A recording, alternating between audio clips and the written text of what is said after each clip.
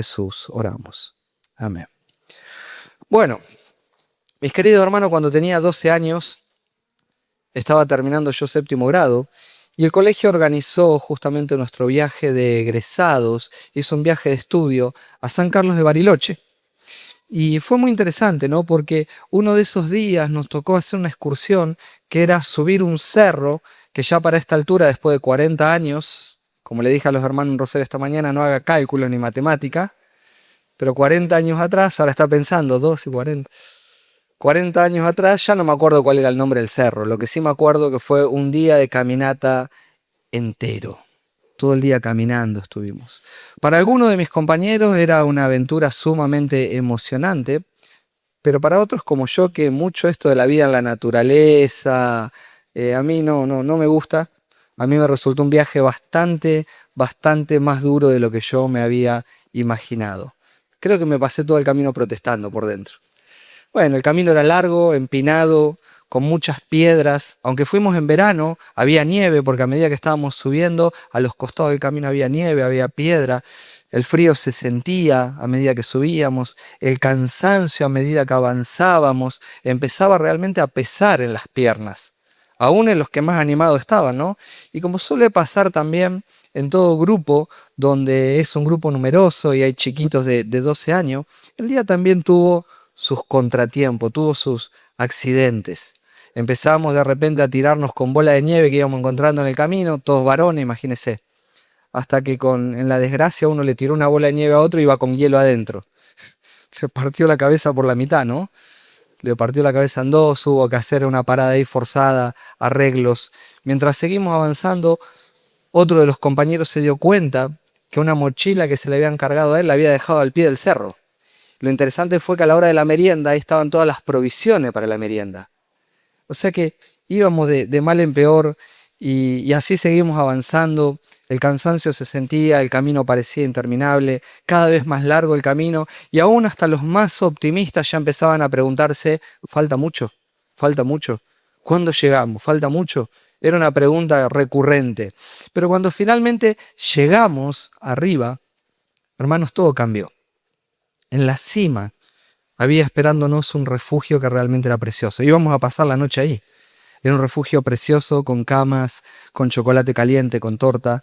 Y bueno, ¿no? Eso, cuando ya estábamos en la cima, empezamos a ver otro panorama, porque desde allí se empezó a ver un paisaje que realmente era impresionante. Se veían las montañas, se veían los valles, se veía el cielo abierto y totalmente iluminado. De tal manera, hermanos, que el esfuerzo que habíamos hecho en el camino ahora parecía pequeño. Todo había cambiado.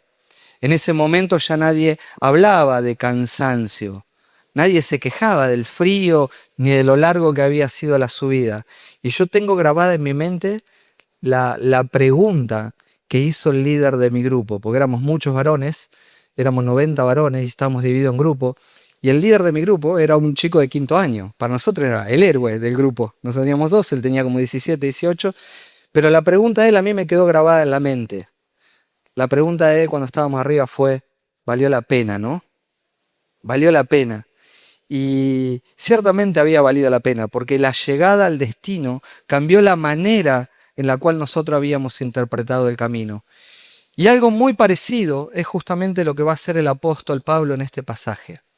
Pablo no niega las adversidades de la vida, no niega el sufrimiento presente, ni mucho menos trata de minimizar los sufrimientos, pero hace algo que es sumamente radical.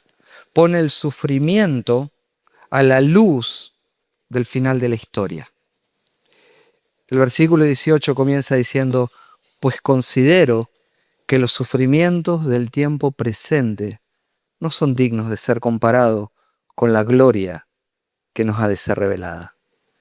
Este pasaje de alguna manera desarrolla la idea mencionada al final del versículo 17, porque el final del versículo 17 termina diciendo que nosotros sufrimos con Cristo para ser glorificados con Él. Y es a partir de aquí donde Pablo va a desarrollar esta idea.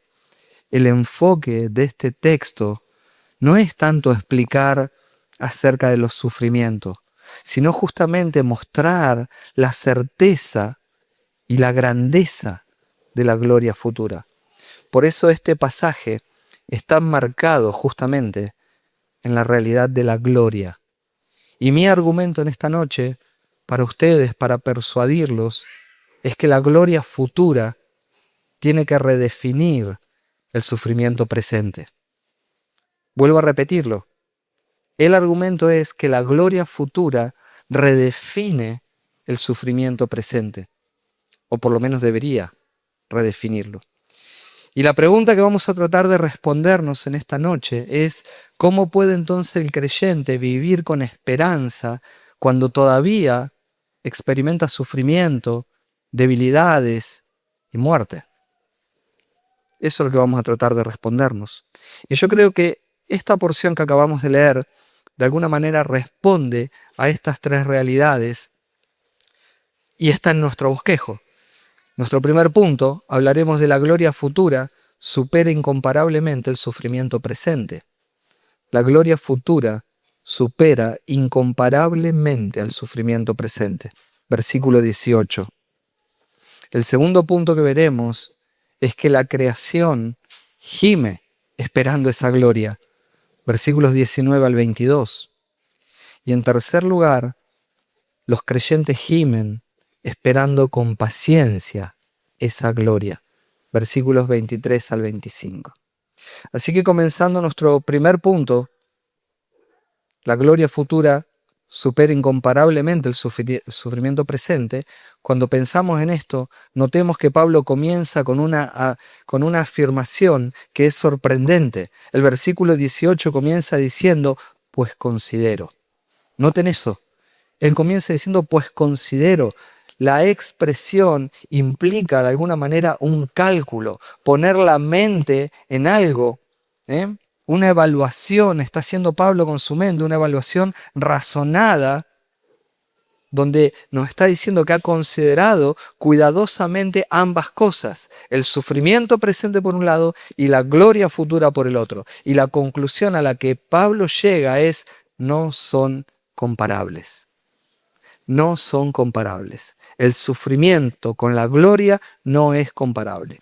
Esto no significa de ninguna manera que el sufrimiento sea pequeño, o como dije, que Pablo lo esté minimizando, o que Pablo sea insensible al dolor ajeno. De ninguna manera. Si hay alguien que sabía acerca de sufrimientos, ese era el apóstol Pablo. Ciertamente él en su vida experimentó persecución, cárceles, hambre, enfermedades, naufragio, azotes por donde quiera que iba, pedrada que lo dejaron como casi muerto. ¿Qué no le ha pasado a este hombre? Y aún así, frente a todos esos sufrimientos, él afirma que no se puede comparar nada de eso con la gloria venidera. Y de nuevo, no porque el sufrimiento sea liviano en esta vida, no porque el sufrimiento sea liviano en sí mismo. Y es más, no solamente Pablo sabía de sufrir, sino que la iglesia primitiva ya estaba empezando a experimentar para este tiempo la persecución. Muchos de ellos habían tenido que huir de Roma, después volver.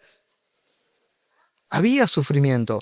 Y ciertamente para nosotros en la actualidad también hay sufrimiento.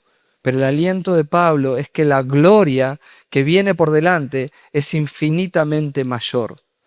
Y Pablo usa la misma lógica en 2 Corintios, capítulo 4, versículo 17, cuando dice, esta leve tribulación momentánea produce en nosotros un eterno peso de gloria.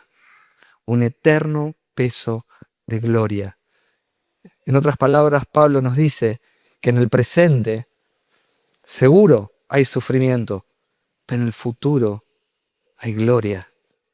El presente que estás viviendo, dice Pablo, es temporal, pero el futuro es eternamente lleno de gloria.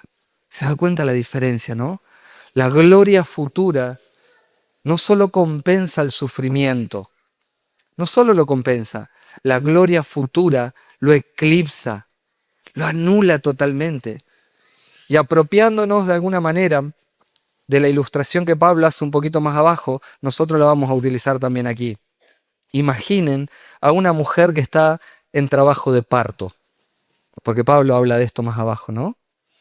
Dice que la creación está gimiendo como con dolores de parto. Pero imaginen a una mujer en trabajo de parto. Ciertamente, si usted le pregunta, el dolor es real. El dolor es intenso y es profundo. Pero cuando el bebé finalmente nace, algo, diríamos, si me permite usar esta palabra, algo mágico ocurre. El sufrimiento es reinterpretado a la luz del gozo que viene después. Ciertamente yo me acuerdo de mi esposa. Después de nuestro primer embarazo, cuando nació mi primer hijo, ella dijo, ya, después de esto, no quiero más. Y una vez que lo agarró en brazo y empezó la vida y a crecer, y después quedó embarazada de la segunda y del tercero, y siempre se le pasa. Después que nacen, está eso que cambia en una mujer su corazón. Pero claro que mientras está en el proceso hay sufrimiento, pero después viene el gozo. Y el mismo Señor Jesús usó esta ilustración en Juan 16, versículo 21, cuando dijo, cuando la mujer está para dar a luz, tiene aflicción porque ha llegado su hora. Pero cuando da a luz al niño, ya no se acuerda de la angustia. Y escuche bien, porque la alegría de que un niño haya nacido en el mundo. Ese gozo de haber traído una vida al mundo inmediatamente hace que el dolor desaparezca. Por eso, mis hermanos, tenemos que entender que el sufrimiento y el dolor nunca es inútil. Es parte del proceso de una nueva vida. Vamos caminando hacia la gloria. Y aunque hoy sufrimos, estamos siendo formados a la imagen de Cristo y un día Cristo se va a manifestar en gloria y esto es parte del proceso de una nueva vida que nos espera. De la misma manera, los sufrimientos del presente son como dolores de parto, que no anuncian el final de nada, sino el nacimiento de algo glorioso. Cristo viene por nosotros. Amén. Así que muchos creyentes en ciertas circunstancias luchan con la pregunta, si soy hijo de Dios, ¿por qué en este mundo tengo que seguir sufriendo? ¿Por qué en este mundo sigo sufriendo enfermedades? ¿Por qué tenemos que sufrir pérdidas? ¿Por qué en este mundo tenemos lucha interna con el pecado todavía si somos hijos de Dios? ¿Por qué sufrimos en este mundo frustraciones, injusticias? ¿Por qué sufrimos? El punto es que este texto responde que el sufrimiento presente no contradice tu salvación. El tema es que muchas veces hay una teología en los tiempos actuales donde parece que el cristiano se convierte y se le tienen que acabar los problemas. Ya no hay dolor, ya no hay sufrimiento, no hay teología tan mentirosa, oscura y diabólica, hermano, que esa. Lo que es interesante, este texto nos responde esta verdad. Y las personas, lejos de pensar en esto, tenemos que saber que los verdaderos cristianos entendemos que el sufrimiento no contradice nuestra salvación. Al contrario, es parte de nuestro camino a la gloria. La historia del creyente todavía no ha llegado a su capítulo final. Ahora, déjenme decirle algo. Si miramos el sufrimiento sin Dios, solo hay dos opciones. El sufrimiento se vuelve algo absurdo. Las personas no lo pueden entender cuando no lo miran a través de Dios. No le encuentran explicación ni sentido al sufrimiento. O la segunda opción es que algunas personas sin Dios entienden que el sufrimiento es algo definitivo, entonces no queda otra que la resignación. Esto es así. Entonces enfrentan el sufrimiento con una actitud, diríamos nosotros, estoica. Pero el Evangelio presenta una tercera posibilidad. Los sufrimientos del presente no tienen la última palabra. En Cristo hay una historia mucho más grande y que termina en gloria, porque Cristo en su venida va a restaurar todas las cosas. Cristo en su manifestación de gloria va a restaurar todas las cosas. Y eso, de alguna manera, ya nos introduce en nuestro segundo punto de esta noche, que la creación gime esperando esa restauración en gloria. Noten esto. A partir de ahora, Pablo, del versículo 19 en adelante, amplía la perspectiva. No solo los creyentes esperan la gloria futura, sino que toda la creación la está esperando. Miren por favor en sus Biblias el versículo 19. Porque el anhelo profundo de la creación es aguardar ansiosamente la revelación de los hijos de Dios. Creo que la imagen que Pablo utiliza aquí es muy vívida. La palabra anhelo profundo describe a alguien que está estirando el cuello para ver lo que viene. ¿Han visto ustedes cuando de repente van a ver un recital o quieren ver un personaje famoso y hay mucha gente amontonada y a lo mejor el que va a cantar está lejos? ¿Y qué hace la gente?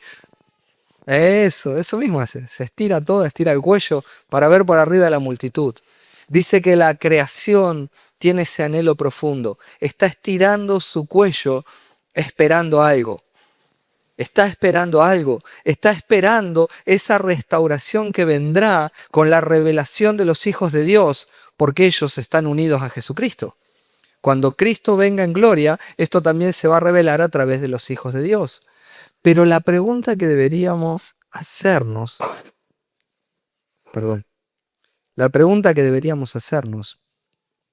es ¿por qué la creación está esperando? Y es el versículo 20 el que nos ofrece la respuesta. Porque fue sometida a vanidad. O como dice Reina Valera, fue sujeta a vanidad. Y cuando Pablo dice esto, está haciendo una referencia clara a Génesis capítulo 3. Porque antes de Génesis 3, todo era perfecto en el huerto del Edén. El hombre y la mujer se encontraban desnudos y no tenían de qué avergonzarse, porque la gloria del Señor recubría todo, porque su mente y su corazón estaba limpio y estaba en inocencia. Antes de Génesis 3, la tierra producía fruto sin ningún tipo de esfuerzo, solamente había que levantar la cosecha. Antes de Génesis 3, la mujer podía dar a luz sin sufrir los dolores de parto. Antes de Génesis 3, no había pelea, no había rencores, no había murmuraciones, no había envidia ni celos, y muchos menos, antes de Génesis 3 había muerte. Habían sido creados para tener comunión con Dios y vivir por la eternidad. Pero junto con la caída, a partir de Génesis 3, el pecado entró al mundo, con él entró la muerte, y toda la creación quedó quebrada, quedó manchada, quedó afectada. Por eso el mundo que conocemos está marcado por estas cosas. El mundo que conocemos está marcado por la enfermedad, está marcado por la muerte, está marcado por los desastres naturales. El planeta se está deteriorando día tras día. Vemos sismos en todos lados, calentamiento global, los volcanes que explotan, vemos tsunami por todas partes, la corrupción en la humanidad aumenta, los políticos aumentan su corrupción, todo va degradándose cada vez más. El mundo no es ciertamente como debería ser y la creación gime. Y por otro lado nos encontramos muchas veces con los ambientalistas que hacen campaña de concientización para que reaccionemos de cómo se está deteriorando el planeta, que ciertamente es verdad. Hacen obras de limpieza en el mar, hacen manifestaciones en distintas partes del mundo para concientizar a los seres humanos que debemos cuidar el planeta. A veces esas manifestaciones incluso terminan hasta en violencia, siendo perseguidos con disturbios y demás. Ahora, ellos hacen todo esto porque de alguna manera entienden y piensan que ellos pueden salvar el planeta. Pero Pablo dice claramente que todo lo que le está pasando a la creación es sometimiento a vanidad. Dentro de la creación fue sometida a vanidad. Le fue impuesta de alguna manera esta frustración. Y este sometimiento no es voluntario. Dios se lo impuso. Ahora noten qué precioso, porque el texto dice que Dios se lo impuso en esperanza.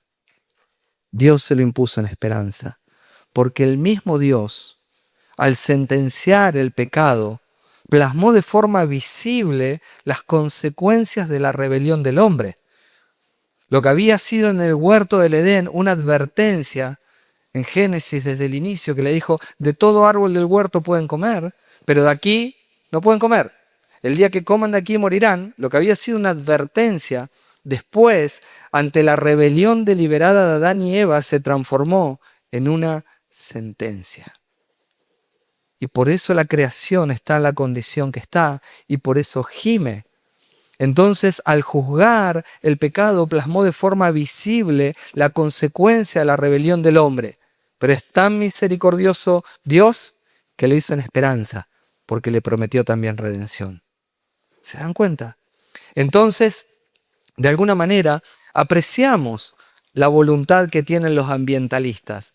Y creo que está bien que cooperemos en el cuidado del medio ambiente, pero debemos saber algo. Ellos no van a arreglar el mundo, ni nosotros tampoco. Es Dios quien va a restaurar el universo cuando Cristo venga en su gloria. Es Dios. Y el versículo 21 nos dice, la creación misma será liberada de la esclavitud de la corrupción. ¿Se da cuenta? Ese sufrimiento que tiene la tierra, esa corrupción que la mantiene esclava, va a ser un día liberada. No destruida. Ojo con esto. No es que la tierra va a ser destruida, sino transformada. Transformada.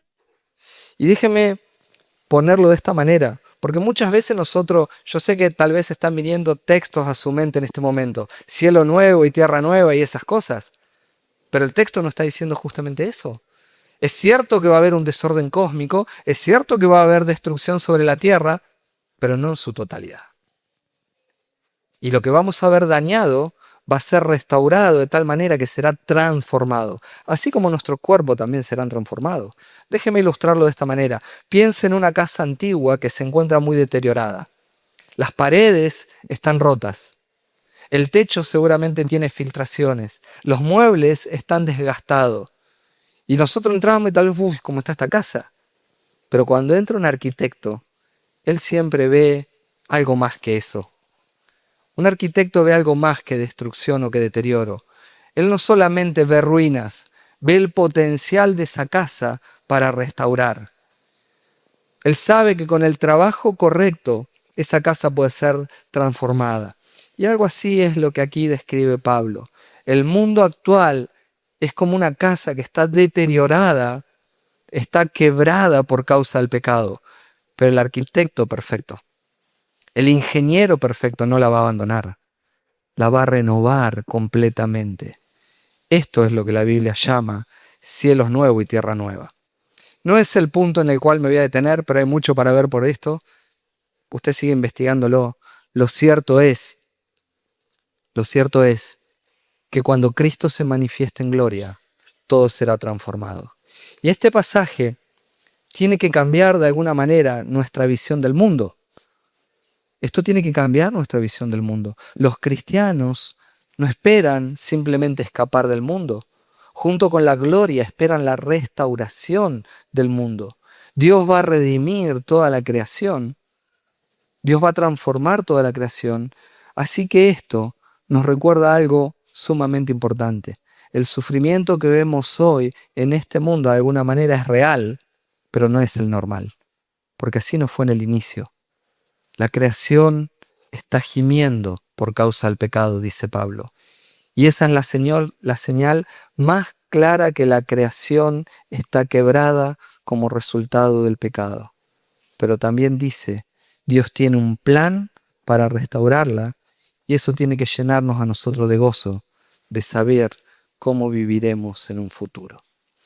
Y nuestro tercer punto, porque no solamente la creación es la que gime, sino que también los creyentes gimen, esperando con paciencia.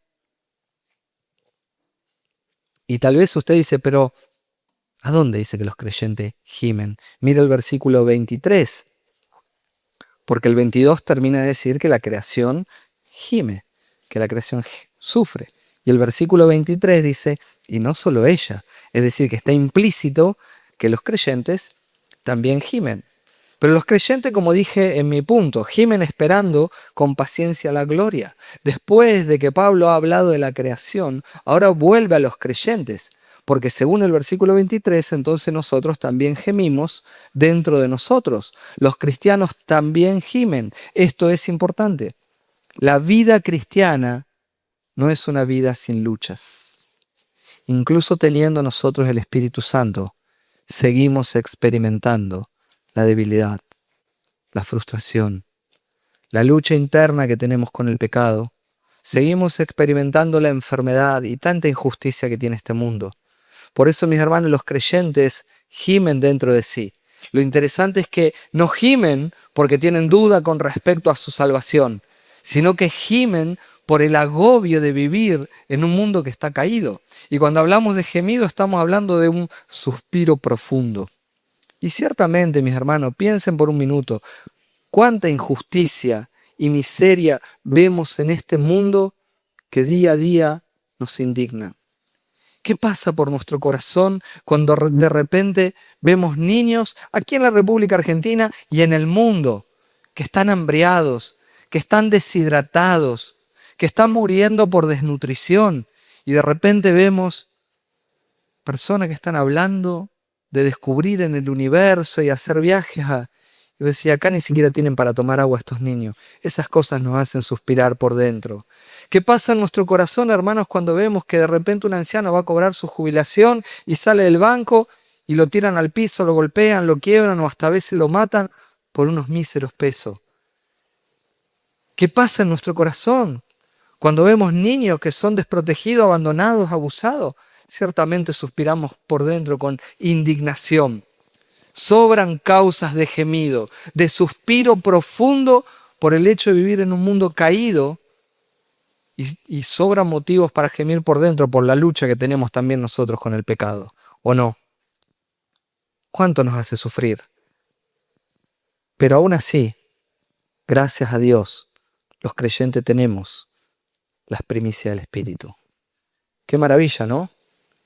En un mundo adverso, gracias a Dios que tenemos las primicias del Espíritu. Y esto básicamente significa, o debemos entender esto a la luz del oficio del Espíritu Santo. Porque en su oficio, el Espíritu Santo fue el que comenzó en nosotros la salvación. Es el que comienza la salvación en el creyente. Pero el hecho de tener las primicias es también la garantía de que esa salvación que Él comenzó en nosotros va a completarse en el futuro con nuestra resurrección. Cuando Cristo venga en gloria, nosotros resucitaremos, y si tal vez Cristo viene antes y no hemos muerto, nuestros cuerpos serán transformados en gloria. Dígame si eso no es maravilloso. Y tener la primicia del Espíritu es lo que nos da justamente esa garantía. Es como el primer pago, podríamos decir, de una compra. Cuando se hace el anticipo de esa compra, la transacción ya está asegurada. ¿Vio cuando usted va a comprar algo y ya lo deja señado? Ya está asegurado el producto. Después usted viene y da el resto y le dan el producto. Así funciona de alguna manera el oficio del Espíritu Santo en la vida de un cristiano. Es la garantía para nosotros de la gloria futura. Y por eso los creyentes están esperando la redención del cuerpo. Y esto es crucial para nosotros. La salvación no es finalmente ir solo al cielo. Claro que esperamos eso. Pero es también la esperanza de la resurrección del cuerpo en gloria. El día, mis hermanos, cuando la enfermedad va a desaparecer para siempre. El día cuando la muerte será vencida para nuestros cuerpos. Y digo vencida para nuestros cuerpos porque ya Cristo la venció a la muerte. Pero aquel día ya no habrá muerte para nosotros físicamente. Es el día cuando el pecado ya no tendrá más poder sobre nosotros, porque fuimos liberados de la esclavitud del poder del pecado. Pero aún así, la remanencia del pecado quiere ejercer toda su fuerza. Ya seremos liberados de eso. ¿Y sabe qué es lo más maravilloso?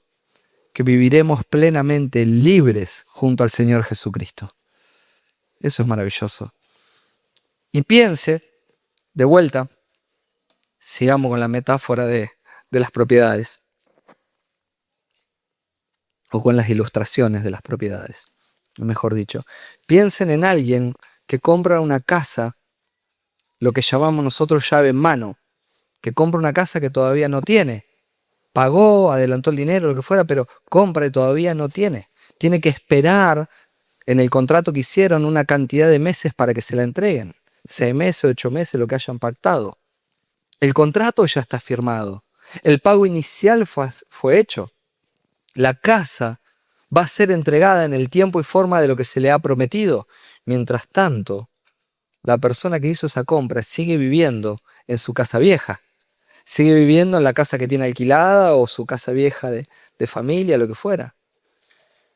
No porque esa casa donde está viviendo actualmente sea su casa definitiva, sino porque la que tiene por delante, la que ya le pertenece, todavía no está terminada. Y de alguna manera esto describe la vida cristiana. Nosotros todavía vivimos en un mundo caído, pero nuestro futuro ya está asegurado. El Señor Jesús en Juan 14 dijo que se iba a preparar, ¿qué cosa? Morada para nosotros. Y que un día iba a volver, para que donde Él esté, nosotros también estemos. Las primicias del Espíritu nos garantizan que Cristo volverá y viviremos junto a Él. Y Pablo cierra su idea con ideas profundas en el versículo 24 y 25, pero miren que el versículo 24, Pablo nos dice, en esperanza fuimos salvados. Introduce una afirmación, en esperanza fuimos salvados. Introduce esta afirmación que a primera vista suena algo extraña. Dice que fuimos salvados en esperanza. Note que no dice simplemente que esperamos ser salvados. No, ya fuimos salvados en esperanza. Lo que dice es que la esperanza misma forma parte del modo en el cual nosotros experimentamos nuestra salvación. No está diciendo que nuestra salvación sea insegura o dudosa. No está diciendo eso. Al contrario, está mostrando cómo es nuestra salvación. La salvación ya empezó en nuestras vidas, pero todavía no llegó a su etapa final. Eso es lo que nos está diciendo. Nuestra salvación es completamente segura, pero todavía no la hemos visto en su plenitud. Y esto nos lleva de alguna manera a entender 3 dimensiones de la salvación. Porque en el pasado ya fuimos salvados. En el día que creímos en el Señor Jesús y nos rendimos a Él, fuimos justificados pues por la fe y fuimos salvados de la culpa del pecado. Pero hoy en la actualidad estamos de alguna manera siendo salvados de ese poder del pecado que trata de gobernar nuestros corazones, y eso tiene que ver con la santificación. Pero lo que nos dice este texto es que seremos completamente salvados en el futuro, porque ahí ya no habrá presencia ni remanencia del pecado que quiera batallar contra nosotros. Eso es maravilloso. Por eso, como dice Douglas Moo, nosotros vivimos en esta característica tan del cristiano, en el ya, pero todavía no. Ya somos del Señor, ya somos salvos, pero todavía no estamos libres de todo, de alguna manera. Ya somos hijos de Dios, pero aún así sufrimos. Ya tenemos el Espíritu, pero todavía gemimos. Ya tenemos la vida eterna, pero aún enfrentamos todavía la muerte física. Y es precisamente aquí donde entra la esperanza. Pero no es una esperanza débil la nuestra. Como alguien que dice, bueno, ojalá que todo esto que estamos escuchando algún día pase, que algún día esto se cumpla como algo. No, nuestra esperanza es una certeza futura basada en una obra pasada. Nuestra esperanza está basada en la obra de la cruz. Esa es la convicción firme que tenemos en nuestro corazón, que lo que Dios empezó un día en nosotros, lo va a cumplir hasta el final. Dios no deja obras a media. Y así dice Filipenses capítulo 1, ¿o no? El que empezó la buena obra en ustedes será fiel en completarla. Por eso Pablo en el versículo 25 agrega, esperamos con paciencia. Esperamos con paciencia. La palabra que usa implica mucho más que simplemente esperar. Describe una perseverancia que es firme, aun cuando estamos bajo presión, cuando estamos bajo sufrimiento. Es una perseverancia firme. Es una resistencia activa en medio del sufrimiento. Es la idea de alguien que aunque está sufriendo, no abandona. Eso es lo que produce la verdadera esperanza. Aunque el peso sea grande, no abandonamos. Es una esperanza que no es pasividad, es resistencia en el Señor. No es una resignación estoica, es una confianza activa que descansamos buscando al Señor Jesús en cada uno de nuestros sufrimientos, porque sabemos con certeza que todo esto pasará y la gloria que nos espera por delante es segura porque estamos unidos a Jesús. Entonces, de alguna manera la lógica de este texto es la siguiente: porque nuestra salvación aún no se ve plenamente, necesitamos esperar. Y porque la esperamos con certeza, es que estamos perseverando, estamos teniendo paciencia, porque estamos seguros, Cristo viene y con Él veremos su gloria y todo será transformado. En otras palabras, tenemos que tener presente, mis hermanos, a la luz de lo que venimos diciendo, la esperanza que tenemos no va a evitar el sufrimiento. La esperanza no va a evitar el sufrimiento va a venir, pero la esperanza segura que tenemos en Cristo nos va a dar la fortaleza para atravesarlo. Así que, mis hermanos, yo quiero que meditemos en esto para aplicarlo a nuestro corazón. La vida cristiana no es una vida donde todo se resuelve rápido. No, ni siquiera sabemos cuándo van a terminar nuestras pruebas, pero es una vida de espera confiada en el Señor. Y este es el punto, que muchos creyentes se frustran porque esperan una salvación completa como si fuera hoy. Quieren vivir a la luz de eso, ¿no? Como si ya hoy la salvación estuviera completa en este mismo instante. Esperan llegar al Señor y que no haya más luchas, que no exista más el dolor, ni la debilidad. Pero Pablo dice, eso no es así. Dios no prometió eliminar el sufrimiento mientras estamos en este mundo caído. Dios no prometió eliminar el sufrimiento hoy, pero sí Dios nos ha garantizado la gloria en el día de mañana, la gloria en el futuro. Y mientras tanto, nos lleva a vivir a nosotros esperando cuando no vemos, porque eso es la esperanza. Nos lleva a vivir esperando cuando nos vemos, perseverando cuando la vida duele. Nos lleva a vivir confiados cuando no entendemos qué es lo que está pasando, pero igual perseveramos confiando en el Señor. Ahora, tal vez ustedes han escuchado a alguien que piensa o dice, o tal vez te ha pasado a vos, si no conoces al Señor Jesús, y decir, yo también espero que las cosas mejoren un día. Espero que la política mejore, que la economía mejore, que el clima mejore, que el mundo mejore. Pero yo quiero decirte en esta noche que la esperanza cristiana no es una cuestión de optimismo. No es simplemente tener un buen deseo que se lo podés pedir a Papá Noel o a... No es eso. La esperanza cristiana es una promesa garantizada por la obra de Jesús. La gloria futura solo le pertenece a aquellas personas que están unidas a Jesús. Porque si alguien en esta noche no conoce a Jesús, yo quiero contarte algo. Solo Jesús pudo vivir una vida perfecta. Solo Jesús pudo morir por el pecado ajeno, por el pecado tuyo y por el pecado mío. Solo Jesús pudo resucitar venciendo a la muerte y sentarse a la diestra de Dios como el Salvador del mundo. Solo Jesús.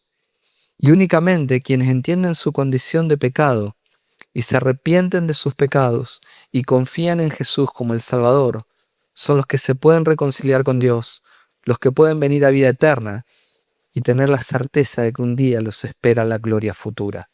Y la pregunta, si no conoces a Jesús hoy, para vos es, ¿crees esto? Porque solo si crees esto, puedes venir a salvación y a vida eterna y descansar en que te espera la gloria futura.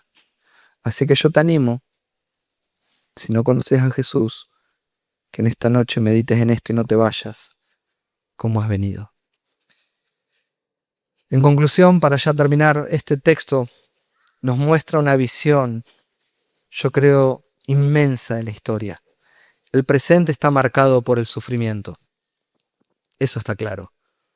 La vida presente está marcada por el sufrimiento.